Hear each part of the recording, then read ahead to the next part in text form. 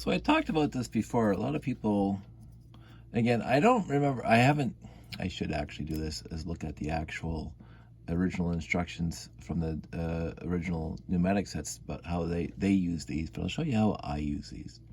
Because basically, this is the input from the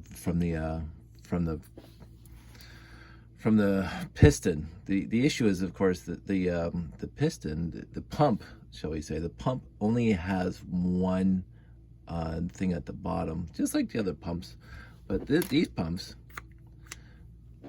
when you press down, of course, it pushes air into the system. When you pull it back up, it does nothing. It doesn't suck air out.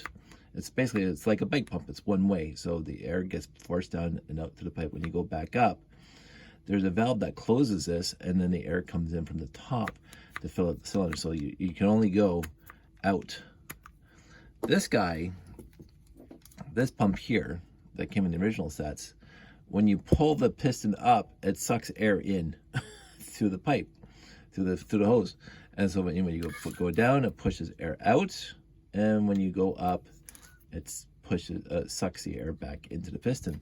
So it's a little bit tricky, and again, I haven't built any of the original sets that used the pneumatic cylinders, but basically I'll show you this. So we have a standard piston, new one, where you have an input at the top and input at the bottom. When you put air into the top, it pushes this down, and when you push air into the bottom, it pushes it up. That's a two-way cylinder, which works perfectly well. The original didn't have that. The original, we'll start here. So what I have is this hose connected to the piston here, connected to this valve brick, shall we say, and this is air out, and this is air in. So when the piston is on the upswing, it'll suck air in. When it's on the downswing, it'll push air out. So we can do this by, and you can hear it working. So you can feel air coming out of this one, and you can hear this thing sucking air in. So if I were to put this piston on the bottom here, it pulls it down, right? If I put it on here, it pushes it up. If I put it here, it'll push it down. If I put it here, it'll pull it up. So that's the difference, right? So what I did years ago, we'll put a switch on here because it's easier with a switch. So here's the pneumatic switch on here. I built this little gizmo. Here's a gizmo. Wonderful little gizmo. And I'm going to put this on this side. And basically, this was supposed to, and I'll just get this a little out of the way. This was supposed to go down there and pick up a soccer ball. And then you turn off the switch, and the soccer ball falls off. So, a little old. But as soon as I turn off the switch, because it's a vacuum now. The soccer ball's not smooth. So it's 100% legal solution. I use the suction cup from the operators, Aquazone. I can't remember which one had the actual plungers, but that's what that is. And so,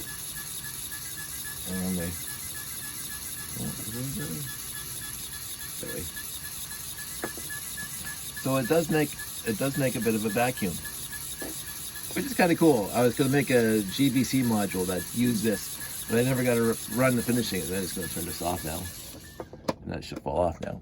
So basically, I had a little bit of a spring mechanism, so if it comes down hard, it would have a bit of a spring, so it would just pick it up, suck it up like a vacuum cleaner, and then move it over. So that was that's what this whole gizmo was for. It's a little big and bulky. C'est la vie. I had fun designing this thing years ago. This was like 20 years ago I designed this thing. And I just never went anywhere with it. This is as far as I got. And for obvious reasons, I should actually, my wife keeps on encouraging me to build GBCs. I just never get around to it. But the original pneumatics, really cool with these bricks, because you had to put a little more effort into designing something, because it's push and pull. It's vacuum and pressure out, or vacuum in, and you had to, you know, rig up the switches to do what you wanted to do with the either the suction or the positive pressure, the negative pressure, the positive pressure, and I just used the negative pressure for this guy. Let me turn it back on. I do like watching it.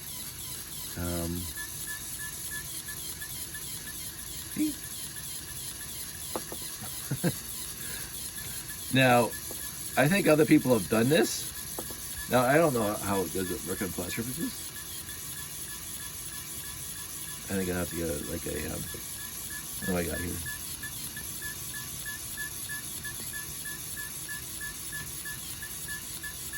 I can feel it trying to pick it up, but I think it's too heavy. What do I have? I don't think I have anything. This guy. Here.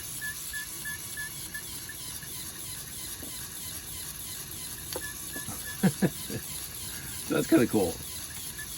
It will pick things up and drop them when you move the switch. So when the switch is in vacuum mode, picks it up, and then you turn off the vacuum and it drops it. So you can, let me turn that off.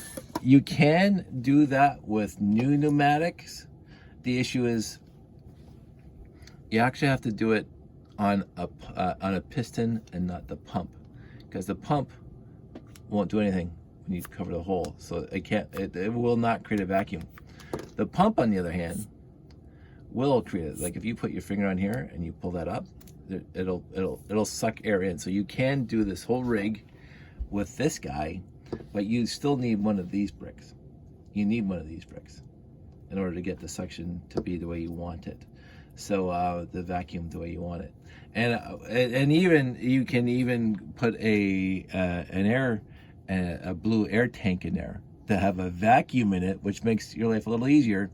The issue, of course, every single time you open up the valve, the vacuum disappears out of the cylinder, out of the air tank too.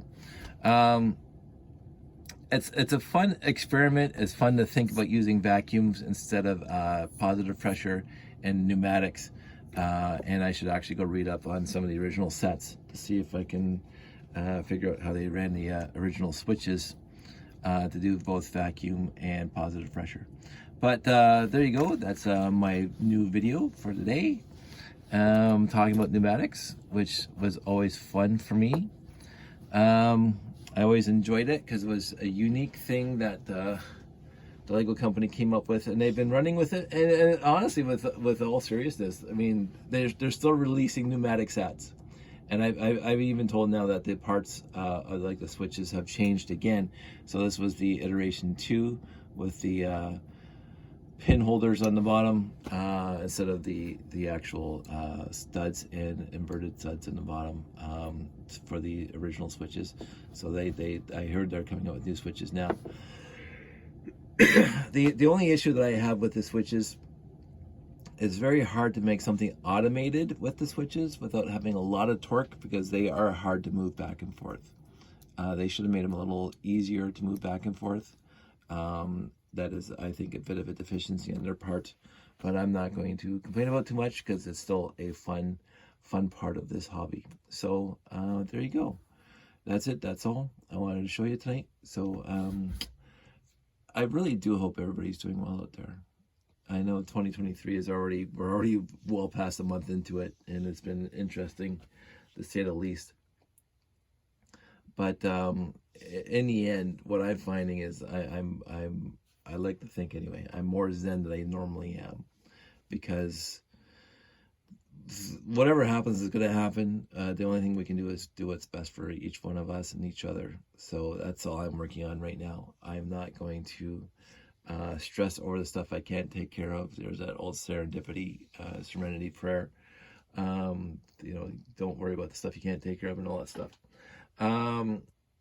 But find happiness, and this is making my life very happy right now, doing this kind of stuff. So do what you can, keep smiling, and I will talk to you soon.